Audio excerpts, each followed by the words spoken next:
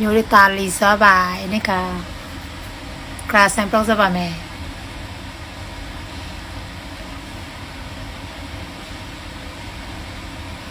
ကရာဆန်ပြောစားအိုးကလေးစူးနေဟာမှာခလိုက်စကားကြလို့ရလေပေးကရာဆန်ပါနာပစွမ်းပရောက်တာပစွမ်းကိုကြလို့ငါကြအစင်းသေးလို့စားမှာကြိုက်တော့ပရောက်ပြီးတော့သေးဒီခါတလေကြတောက်ထင်းနေရဘွားကလေးကောက်ရသေးလားကိုကြိုက်ပဲကိုလို့ကိုရှောင်းပဲကိုစားဘွားမဆိုင်ရအသာဆုံး